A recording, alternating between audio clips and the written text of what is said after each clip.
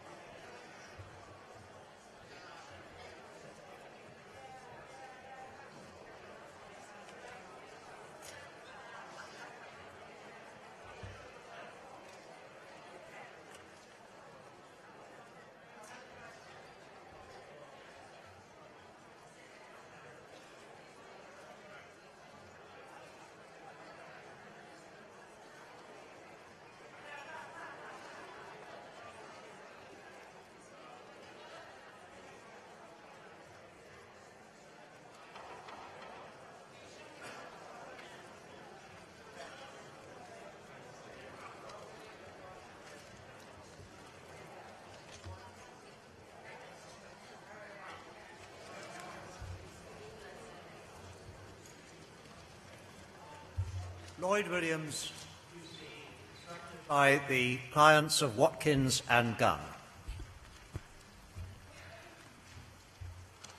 Sir, I've been told that I can tell you what those I represent want from this inquiry. That can be dealt with under three headings. Firstly, they want their stories heard, not just in here, not just in London, but throughout the United Kingdom. They want their stories publicised. Secondly, they want the truth. Thirdly, they want justice.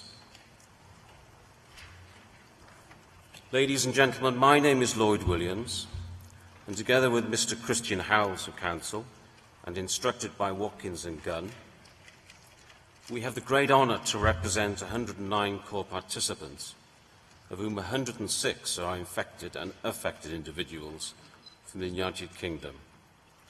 They are largely concentrated in Wales and Northern Ireland. And so I'm pleased to say that many of them were able to make the real effort to be here yesterday, and some are still here today. One other individual we represent is Julie Morgan, a member of the Welsh Assembly, founding member of the cross-party group of the Welsh Assembly on haemophilia and contaminated blood, and has always been a stalwart supporter of those who have fought for justice. We also represent Haemophilia Wales and Haemophilia Northern Ireland, charitable organisations that represent the interests of their members, those who have received infected blood products, and their families. Their membership also includes those who received infected blood transfusions and their families. They are umbrella organisations, and through them we represent the interests of many others. Haemophilia Wales is a long-standing charity and has campaigned for many years on behalf of those contaminated with this blood, seeking to right the wrongs that were done and that are still being done. Lynn Kelly, a driving force behind Haemophilia Wales, has already been given a name check this morning, but I'll give her another one now. Very much the driving force behind Haemophilia Wales, although of course I acknowledge there are many others, and someone who has sought to unite the people in Wales affected by contaminated blood. So we know that you're anxious to get into the substance of the inquiry as soon as possible, but as a result of that we find ourselves in a somewhat curious position, being permitted to make an opening statement when we've not seen a single witness statement and have not yet had sight of a single disclosed document. One happy result of that, if that's the right way to put it, is that what I'm about to say represents the unvarnished views, opinions and wishes of those we represent. What I'm about to tell you hasn't been massaged by the lawyers, it hasn't been edited, it's exactly what we've been told. In the time that's been available, we've consulted with such of our clients who we could see, but in particular Haemophilia Wales and Haemophilia Northern Ireland. At the outset, I should make it clear that unless the situation otherwise requires it, I'm not going to call those we represent the infected and affected. Those we spoke to, at least for the purpose of the opening statement, find those rather bland terms. Nor did they wish to be called the survivors, because many haven't survived. For the purpose of this opening statement, those we spoke to said they wished to be called the victims of an appalling and wholly avoidable medical disaster. But victims who have fought back, and this inquiry is testament to the way they fought back. Further, sir, unless the context otherwise requires it, I'm simply going to refer to blood and blood products as blood products. I intend to review in turn the 3 points that those I represent wish you to consider. Firstly, they want to tell their stories. A word of warning. One should not underestimate the sheer anger felt by the victims. Their feelings are as raw today as they have ever been. We were presented with a stark example of that during our consultation with a group of victims. A woman whose 2 brothers had died, having been infected with hepatitis C, she cut through the discussions we were having and said in a firm and clear way that she regarded her 2 brothers as having been murdered. Not every one of those we represent would use that particular word, but all would share the anger she felt at their wholly unnecessary and avoidable deaths. The victims want their stories heard, and as we know from yesterday, sir, what appalling stories they have to tell.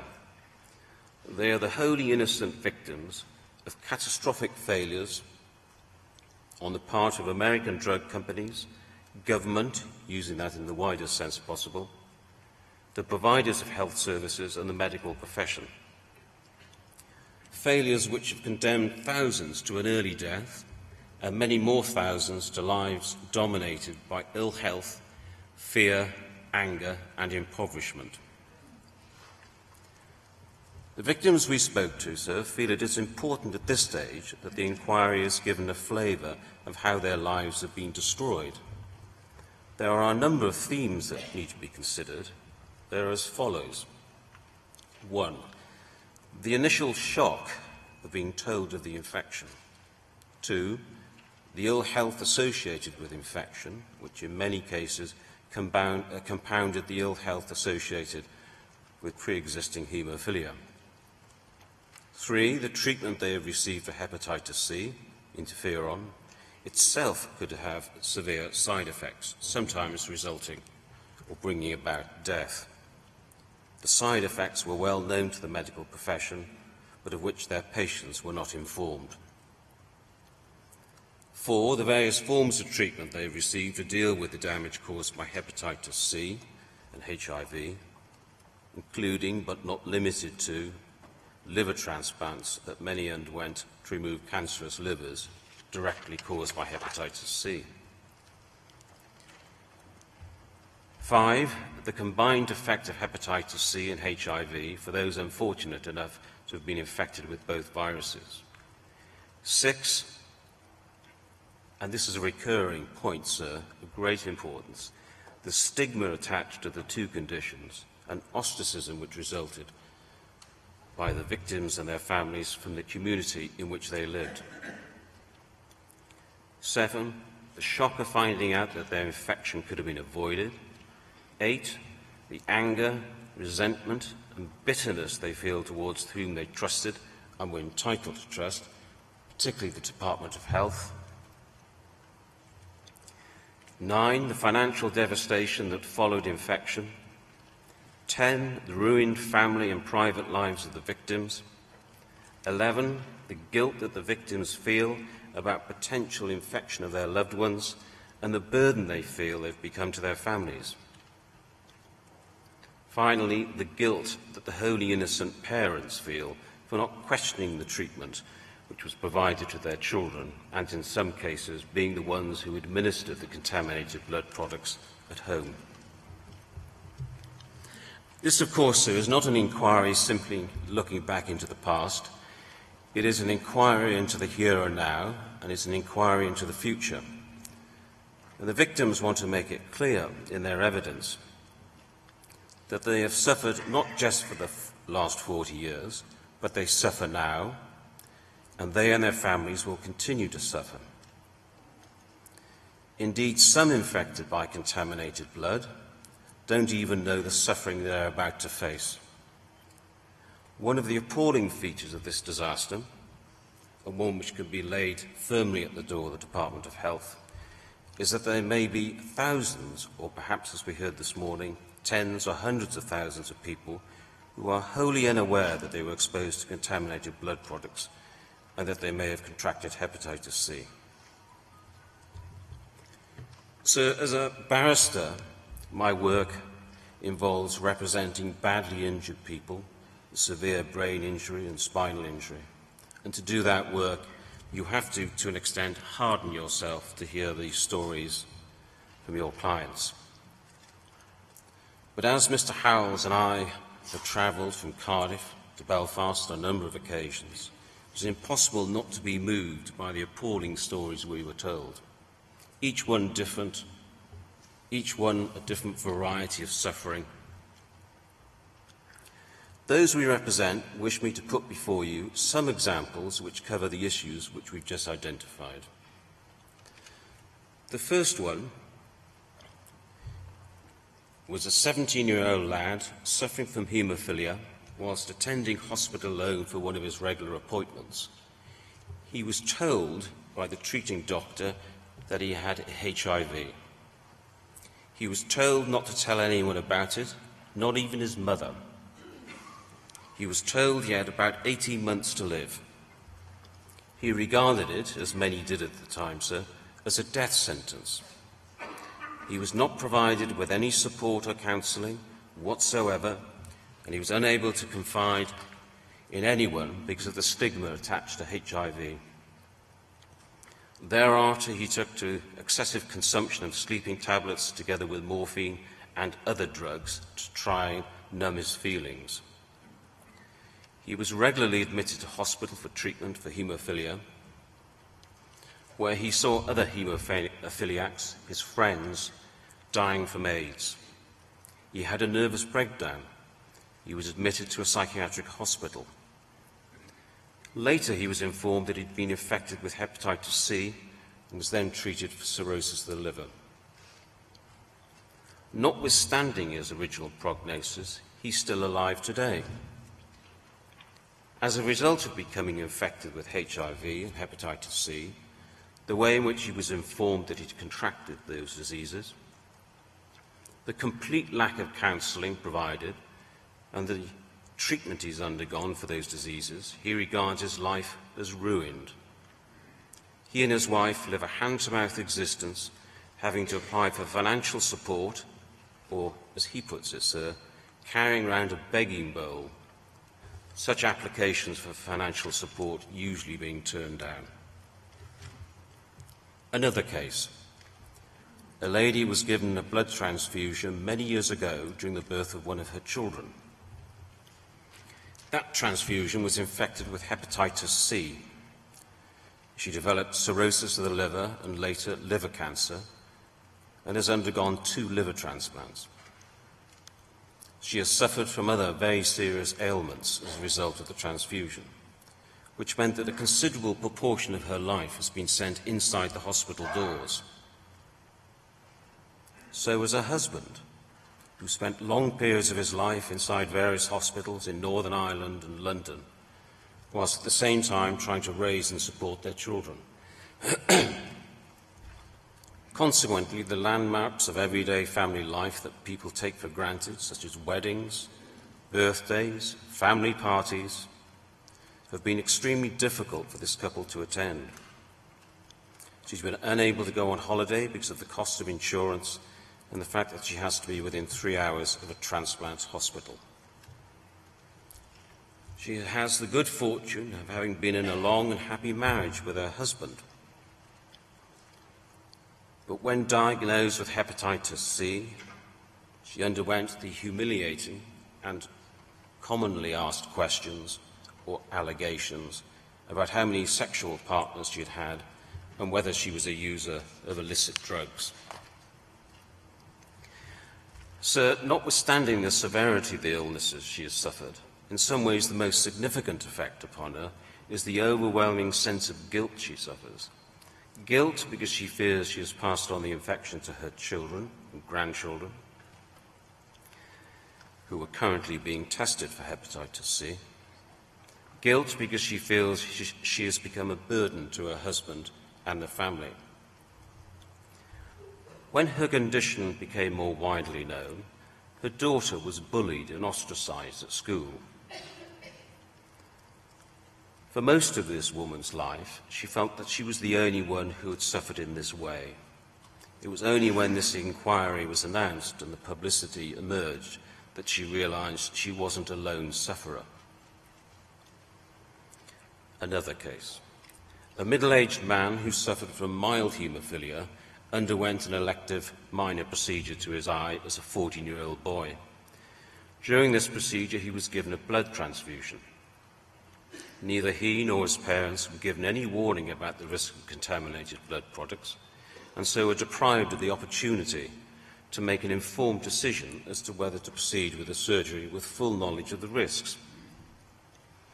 He developed hepatitis C. Symptoms only became apparent in his 30s, by which time he was married, with children, holding down a responsible job.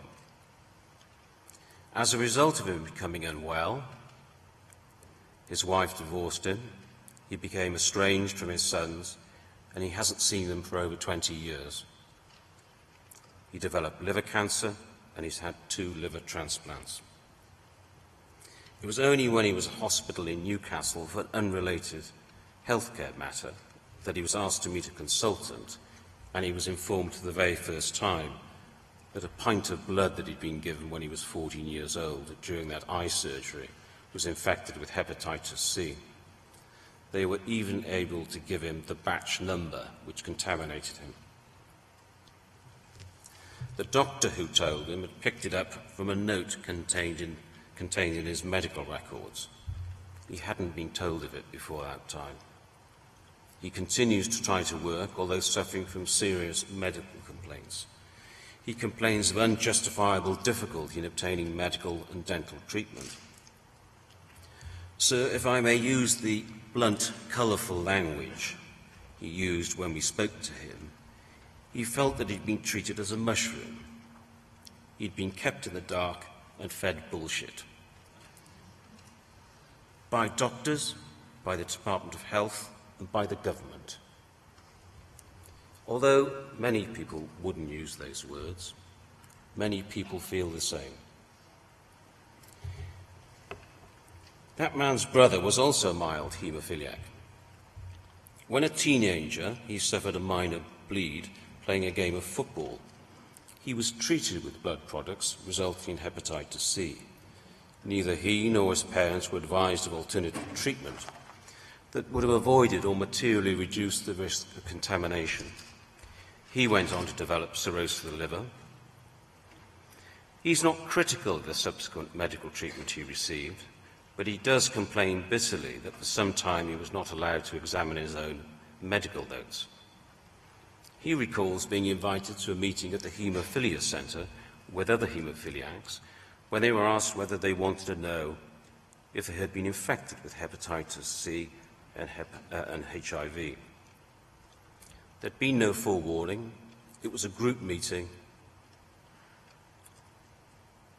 It was apparent that his blood had been tested without his consent, and that the health authorities and or the doctors had known for some time of his contamination. He also received an unsolicited letter in the post asking the same question. Did he want to know whether he had hepatitis C or HIV? Sir, recently a case came to light of a lady who contracted hepatitis C as a result of receiving a blood transfusion in 1979 for rheumatoid arthritis. In 2010, she was hospitalized with septic arthritis in her hip. It was only at that point that a doctor suspected that her symptoms were caused by hepatitis C and had her tested with her consent. Thus, it was discovered that she had lived with undiagnosed hepatitis C for 31 years. She now has early onset dementia, and it has been suggested that there is a link between the undiagnosed hepatitis C and the dementia. A stark example of how decisions made by doctors could so severely affect a person's life is that of two brothers, both mild haemophiliacs. One brother attended hospital with a bleeding nose, which was treated with factor VIII. However, that treatment didn't stop the bleed, and so his nose was cauterized. As a result of the treatment with factor VIII, he contracted hepatitis C. The lack of appropriate advice and warning deprived him of the opportunity of avoiding treatment with factor VIII. His brother, simply by good fortune, did not require treatment during that period, and so does not have hepatitis C. The selection of factor VIII above all other possible treatments that meant that the doctors were playing Russian roulette with his life, as happened in so many other cases. It was a game of which the victims, their patients, were wholly unaware was being played. So one of the victims wrote to us in the following terms, and it bears repeating in full. It's from a couple, and they say this: "From our experience, the UK government has been evasive, dishonest and cynical. The Department of Health has been hostile in its responses to campaigners and MPs who have debated in Parliament. They have refused to both fully accept responsibility and to offer realistic compensation. They have engaged in political trickery and treated victims with contempt. The Department of Health clearly has a lot to hide and has been aggressive in its defence of its own interests. The financial assistance given has been piecemeal and grudging.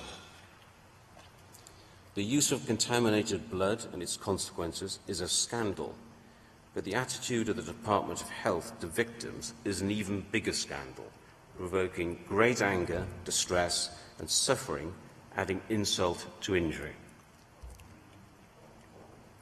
So the bereaved partners who have cared for the victims, often giving up their own careers to do so, then having to rebuild their lives, often whilst caring for their children, has placed enormous burdens, usually, although not wholly, on women. The tap was turned off on the trickle of financial support 3 years after the death of their loved one. Thereafter, they were left to fend for themselves. One widow, who we represent, wrote to us in the following terms: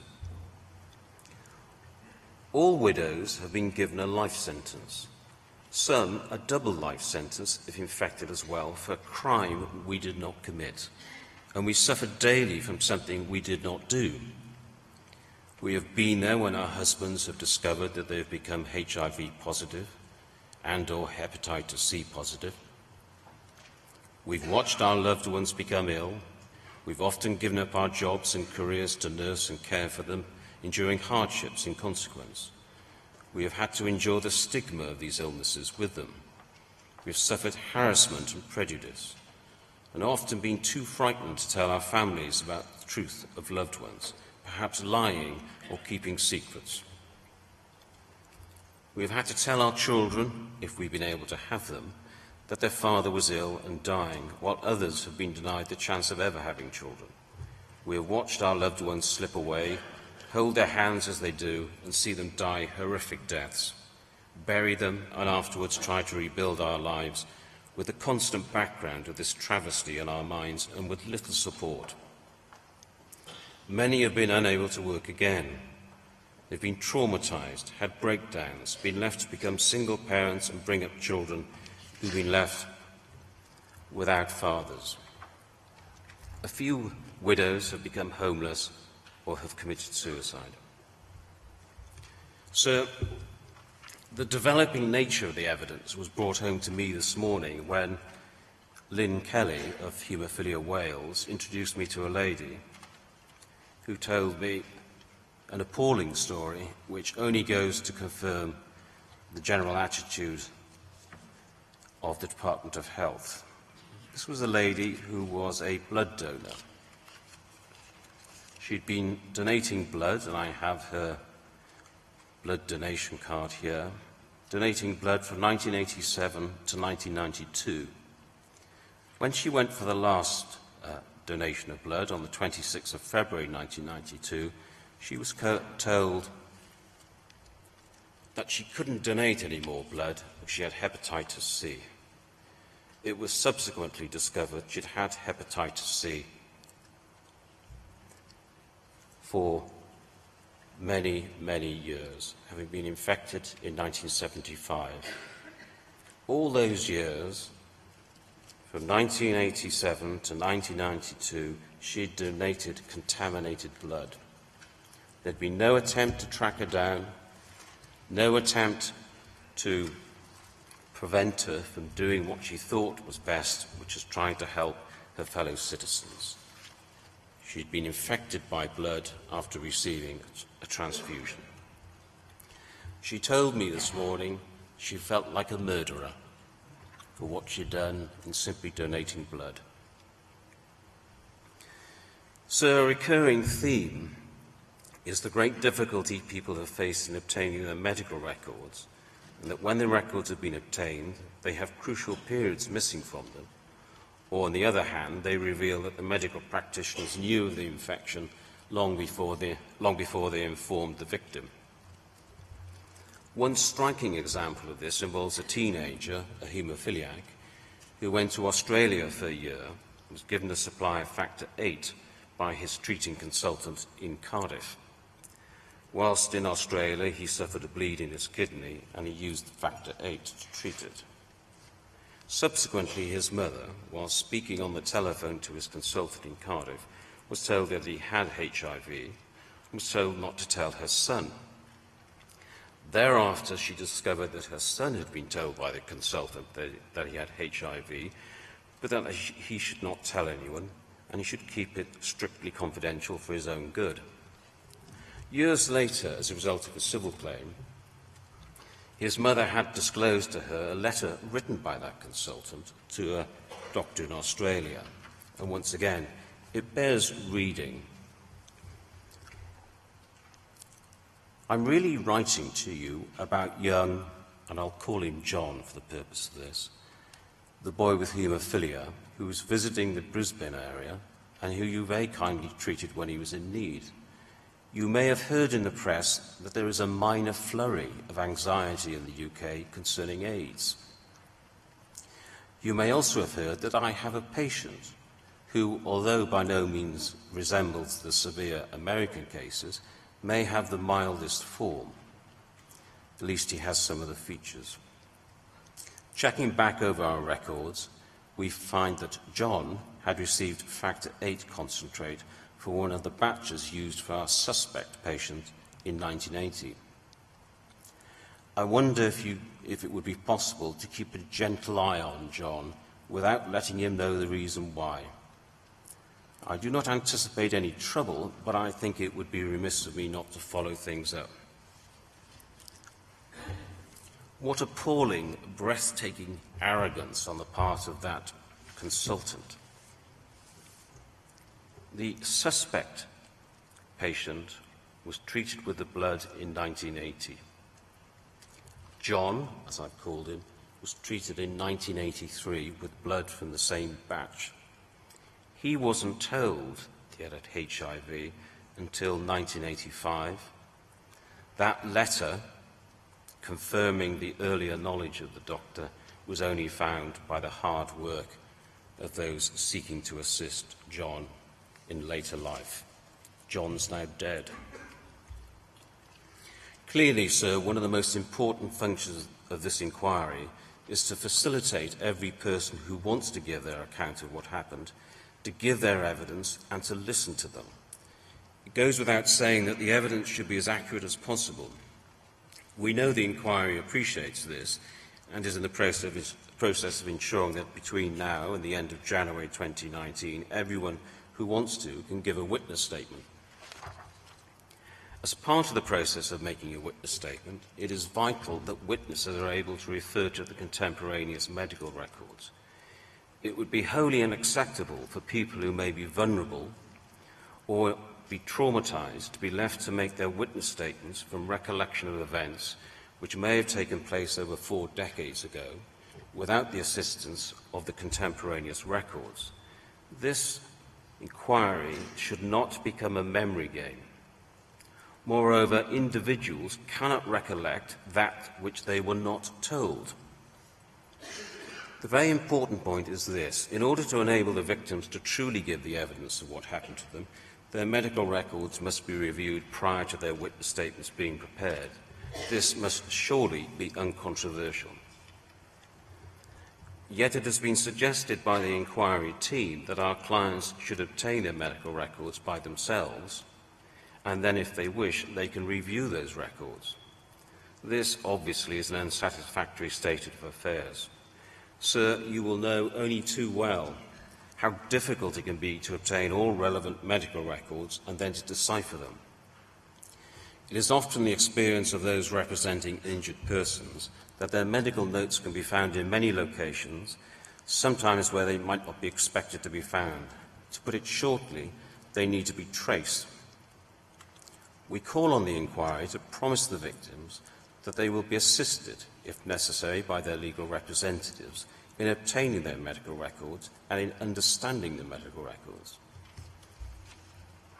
One of the trustees of Haemophilia Wales, and one used to dealing with medical practitioners, explained to us last week the difficulty he had had in obtaining his own medical notes. When he initially requested them, he was supplied only with a disc containing his Haemophilia Centre notes from 1983 onwards. His insistence that this could not be the sum total of his notes in existence led him to a meeting with a legal team at Cardiff and Vale University Health Board. It took place some 2 weeks ago. Thereafter, an investigation was carried out, and 4 files of his notes were found in archives, together with the notes of many others.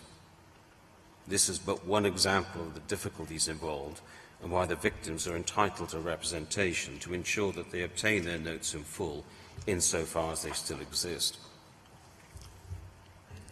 A further complicating factor is the short timescale for the production of witness statements once a witness cost order has been made, just 21 days. This makes it near impossible to obtain and review medical records before the production of a witness statement, and we invite the inquiry to extend that time period so as to allow that process properly to happen.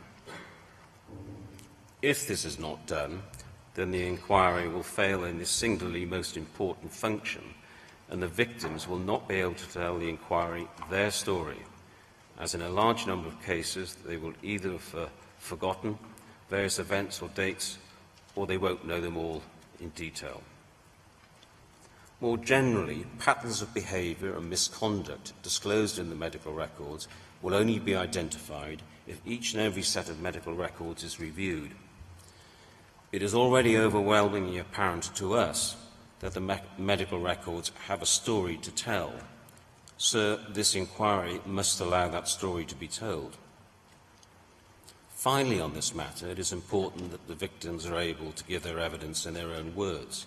If this includes strong, frank language, then so be it. This must also include their ability to give evidence in their mother tongue, and we know of at least one court participant who wishes to give his evidence in Welsh, and we would respectfully say that he should be permitted to do so. I turn to the second matter, the truth. What do the victims want? They want the truth. When do they want it? 30 years ago. The victims are angry that the government has not faced up to what happened before now and accepted responsibility. During those years, they've had to fight tooth and nail for everything, including treatment and financial support.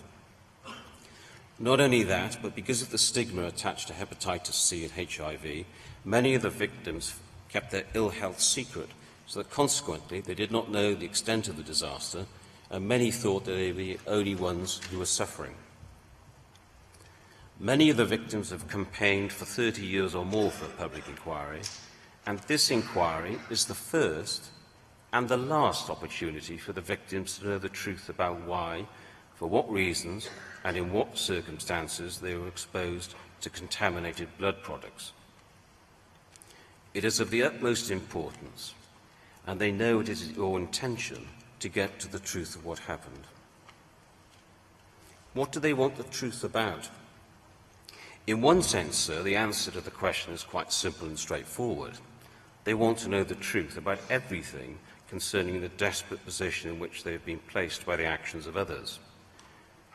They appreciate, however, that you seek something a little more specific today, and so in essence they seek the truth about the following matters. These questions are matters which were raised with us directly. We have simply put them into order and trying to set out in a comprehensive way the matters they want to be pursued. No doubt, during the course of the inquiry, other matters will emerge, and no doubt there will be other issues that seem important to them. But at the moment, it's this. American drug companies. They want to know why the American drug companies chose to buy blood from prisoners, drug addicts, and those on the edge of society when they knew that there was a substantially increased risk that the blood would be contaminated with hepatitis C and then eventually HIV. They want to know when and in what circumstances the drug companies came by this knowledge. They want to know what information regarding this risk the drug companies gave to the purchase of this blood, in particular the UK government and health services. If they did give information or warnings to the UK government or health services about the increased risk of contamination, then what did they tell them, and when, to whom, in what form was that information transmitted? They want to know what measures, if any, were taken to avoid or materially reduce the risk of blood products being so contaminated. They want to know if the drug companies adopted a different policy regarding warnings of the increased risk and measures to avoid or reduce that risk in regards to their dealings with the American government and health services. In other words, they want to know the extent to which the drug companies discriminated against non-Americans. They want to know about the methods of production of blood products adopted by these companies in regard to the blood they'd harvested. Self-sufficiency. They want to know why it is that by the early 1970s the UK was not self-sufficient in the production of safe blood products. They want to know why it is that when the UK government and health services started to become aware that the blood products they were buying from the drug companies might be contaminated with hepatitis C or HIV, measures were not immediately put in place to enable the UK to be wholly self-sufficient in the production of safe blood products. They want to know what information was provided to Lord Owen, Dr. David Owen, Minister for Health as he then was, in 1974, that made him so concerned regarding the contamination of blood products purchased from America that he directed that measures should be put in place to become self-sufficient within 5 years. They want to know why it took so many more years to reach self-sufficiency in England and Wales. By way of comparison, we see that Ireland, who also set a period of 5 years to achieve self-sufficiency, were able to do so within that timescale. They want to know how Scotland became self-sufficient in the production of blood products at an earlier date than the rest of the UK. They want to know why, despite the fact that Scotland had available surplus capacity to produce blood products, the UK government or the health services failed to make use of it. They want to know what happened to the money that Lord Owen set aside to achieve self-sufficiency in 5 years. The role of the UK government. They want to know what inquiries or investigations were carried out by the UK government regarding any potential risks posed by the purchase of blood products from drug companies. They want to know if any inquiries or investigations were carried out, what prompted those inquiries. They want to know what information was obtained and was it acted upon. They want to know what inquiries or investigations should have been made by the UK government to ensure that any blood products purchased from America were safe. They want to know when, by whom, and in what circumstances the UK government first became aware of the use of blood products from drug companies, posed a risk to UK citizens. They want to know to what extent there was cooperation between various departments of government, and in particular, why was contradictory advice given by various departments. They want to know what actions, if any, were taken by the UK government when they became aware of the risks posed by blood products purchased from American drug companies. They want to know what guidance, if any, was given to the health service regarding the potential risks purchased by blood products purchased from drug companies. If none was given, why not? They want to know why did the government not impose an immediate prohibition on the purchase of blood products from drug companies when the risks became known. They want to know why there wasn't a uniform system of procurement, either by the establishment of a central agency or by the issuance of guidance.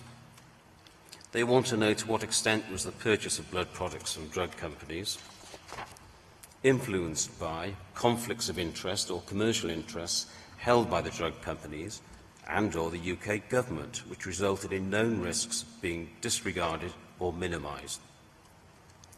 They want to know what investigations and measures, if any, were taken to ensure that blood products produced in the UK were safe.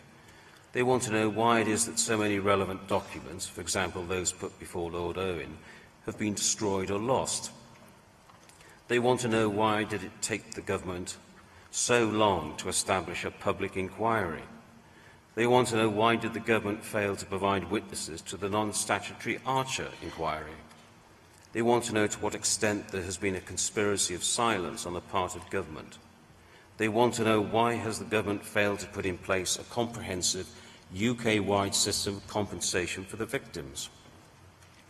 They want to know why there is such variation in the system set up for the administration of financial assistance. They want to know why there are different categories of victims that receive different levels of financial assistance. In particular, why has there been rank discrimination against widows? They want to know what role, if any, did the drug licensing authorities play in authorising or permitting the supply of potentially contaminated blood products. Devolved government. As the majority of our clients have a particular interest in Wales and Northern Ireland, it is necessary to consider whether the differences in the form of government will lead to different considerations which will require careful examination, in particular the chain of responsibility for decisions and or actions, and what were the practical differences in outcome. Looking for one moment at Northern Ireland, from 1970 to 72, it had its own parliament at Stormont, with full responsibility for health. From 1972 to 1999, there was a period of direct rule when it appears that the Secretary of State for Northern Ireland may have had some responsibility for health. From 1999 to 2002, there was a devolved assembly which had responsibility for health. That was followed by a period of direct rule when some responsibility for health appears to have reverted back to the Secretary of State. From 2007, responsibility returned to the Assembly. More recently, the last 18 months, the constitutional position is unclear. The Northern Ireland victims want to know the extent to which the different structure of government and the different decision-making processes that existed may have led to an enhanced risk of contracting hepatitis C, HIV, and further, the impact this may have had on the provision of care and treatment in that country. In respect of Wales, from 1970 to 1999, the Secretary of State for Wales had some responsibility, the extent of which is unclear, for the health service. So the letter that's been posted on the inquiry's website from the Chief Executive of the Cardiff and Vale University Local Health Board, dated 12th September 2018, makes it clear that until 1988, regional blood transfusion centres were managed by regional health authorities, with the Welsh Office, in other words the Secretary of State, managing the Cardiff Transfusion Centre. Further, the Haemophilia Centre, based at the University Hospital of Wales, acted autonomously when it came to the selection of blood products. It would seem that that might have been managed by the Secretary of State for Wales.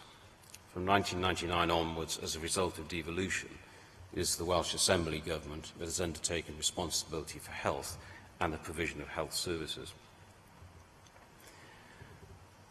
The Welsh victims have similar concerns to those in Northern Ireland regarding the extent to which there were differences in the form of government and the decision-making process, which may have exposed them to an enhanced risk of harm and resulted in different provision of health. It may well be that the inquiry will benefit from expert evidence on the respective constitutional arrangements, both formal and informal, that were in existence in Wales and Northern Ireland since 1970 up to the present time. We also invite the inquiry to consider whether the various offices of the Secretaries of State or devolved governments possess or have access to copies of documents that appear to have been lost or destroyed by central government. Health services. They want to know what responsibility did individual health services, a term used for the purpose of this opening statement in a very general sense, have for the selection and purchase of blood products. They want to know to what extent did those bodies have or should have had a uniform policy for the purchase of blood products. They want to know what measures, if any, were taken by those bodies to collaborate with each other in the safe provision of blood products. They want to know what measures, if any, were put in place by those bodies to ensure that only safe blood products were obtained. They want to know what measures, if any, were put in place by those bodies to ensure that blood products produced in the UK were safe. They want to know why they failed to ensure that users or potential users of blood products were given appropriate warnings or advice regarding the potential risks they faced regarding the use of contaminated blood products. They want to know why they failed to establish a system and/or policy for advising haemophiliacs of alternative methods of treatment that could have avoided or materially reduced the risk of infection from blood products. Why was it left to individual medical practitioners to decide what advice would be given? They want to know why they failed to establish a system for informing victims that they had contracted hepatitis C or HIV. They want to know why they failed to establish a system for the provision of counselling and other support services to victims after they were diagnosed with hepatitis C or HIV. They want to know why they failed to establish a system for the provision of information regarding the risk of contamination of their partners or other members of their family, and how those risks could be minimised or otherwise managed. They want to know why there has been a wide disparity in the type and quality of treatment and support services offered to those who have suffered injury as a result of treatment with contaminated blood products. They want to know to what extent was the purchase of blood products from drug companies influenced by conflicts of interest or commercial interests held by the drug companies and or the health service, which resulted in known risks being disregarded or minimised.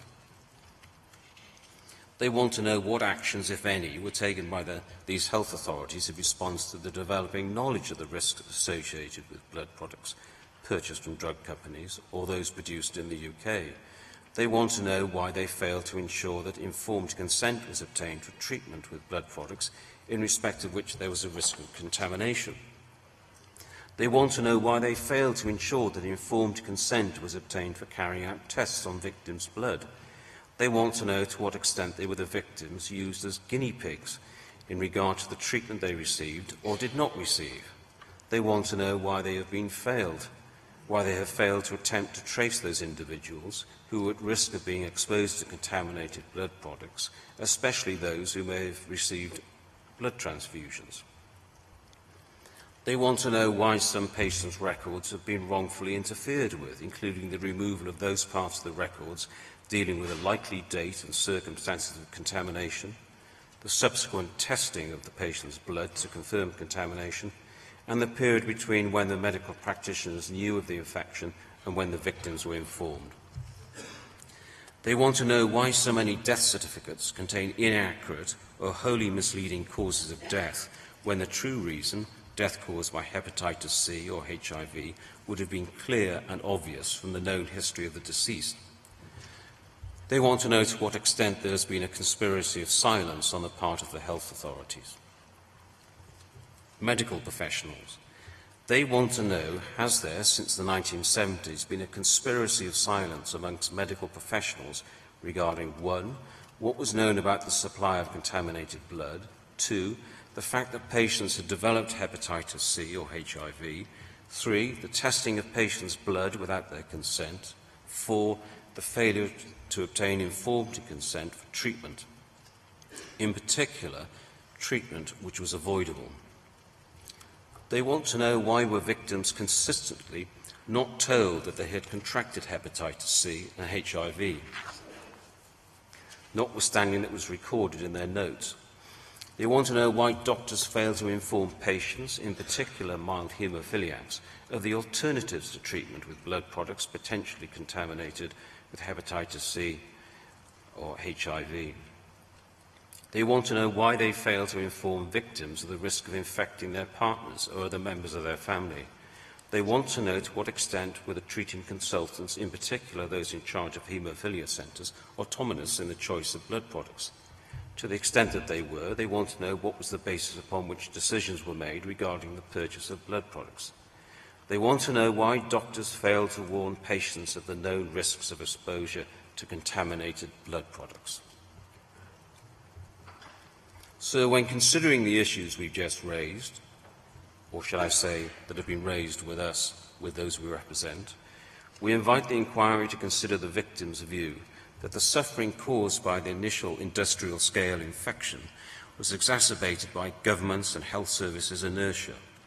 Why did they signally fail to treat those who were injured by the NHS and blood transfusion services with dignity?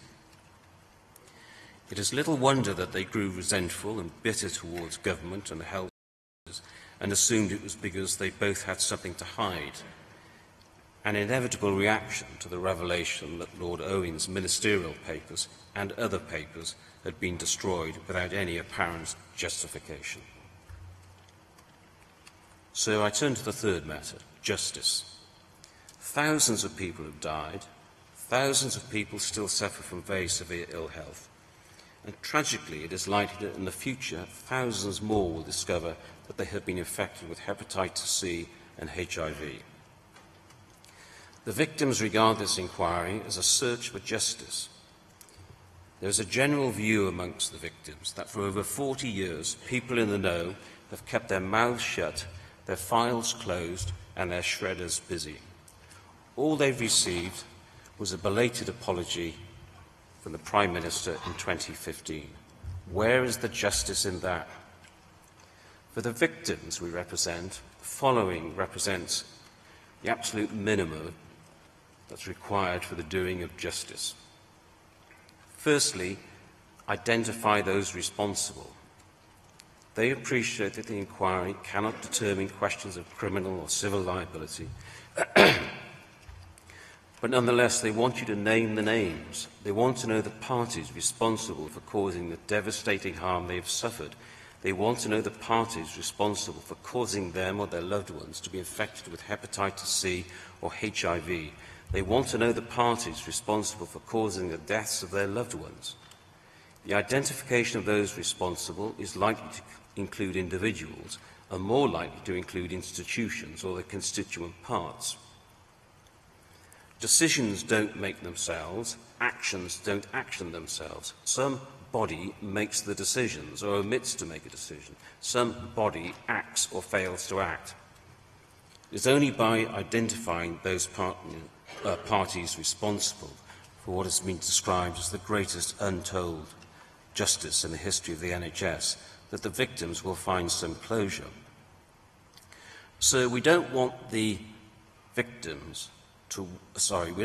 parties to walk away from this inquiry, shrugging their shoulders and say, it wasn't our fault, the chairman didn't blame us, he didn't name us, he didn't hold us responsible.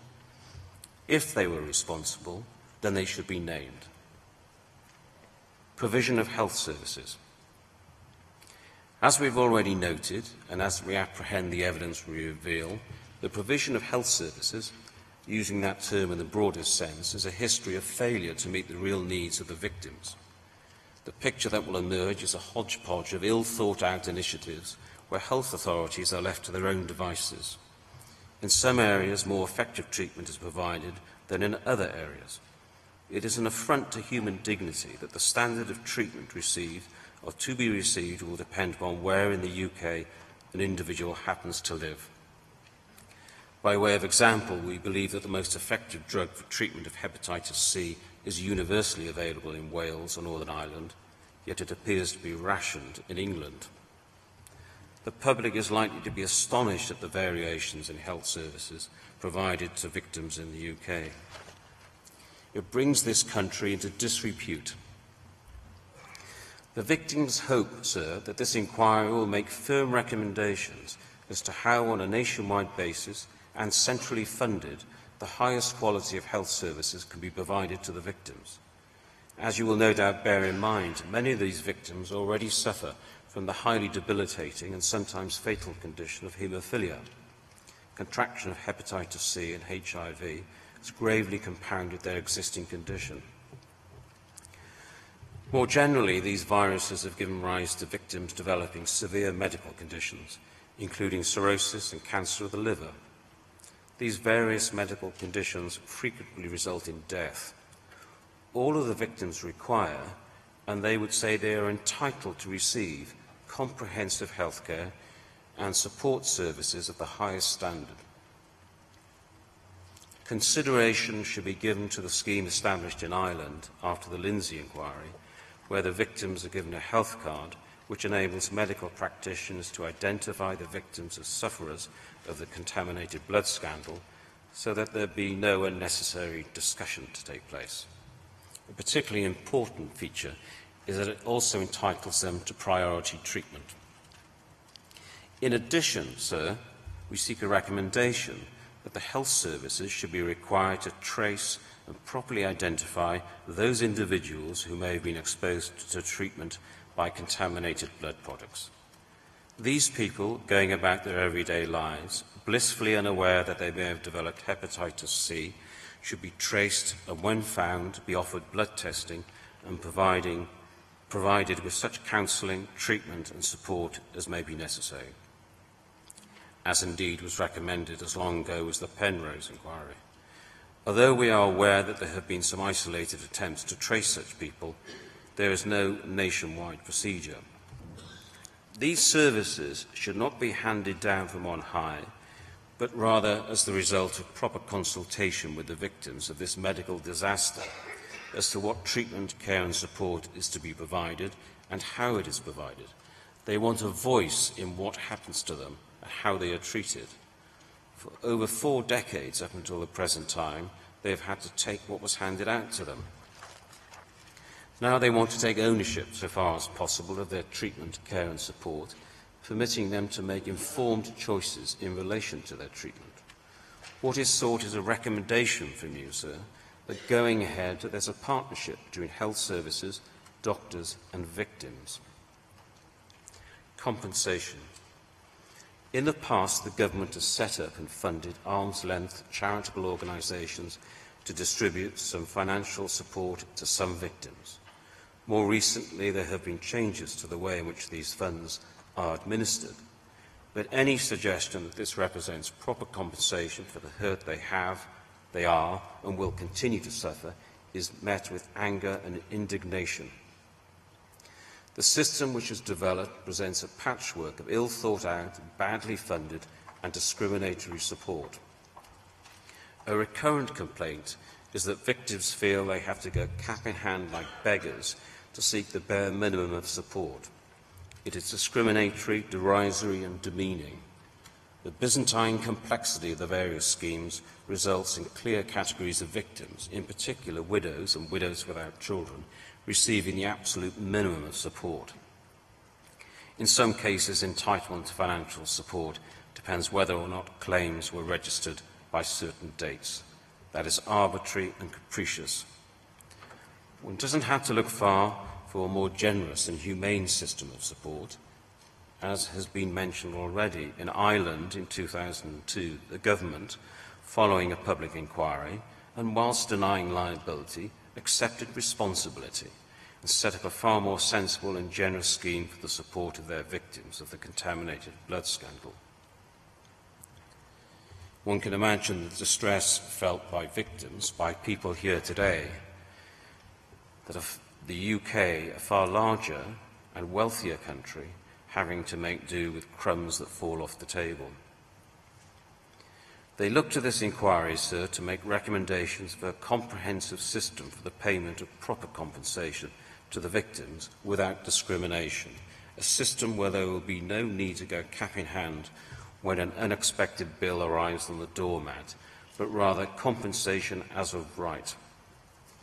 Compensation for those who have suffered, who continue to suffer, and those who will suffer in the future, so as to allow them to regain independence and some control over their lives. The first duty of a government must be to protect its citizens. Where there has been such a lamentable failure to do so, resulting in so many people, through no fault of their own, suffering such loss, the least that can be done is a proper system of compensation. Sir, in order to ensure this inquiry leaves a meaningful legacy, the victims we represent believe that the issues we have raised on their behalf must be effectively addressed. They must have their stories heard, they must learn the truth, they must receive justice. Sir.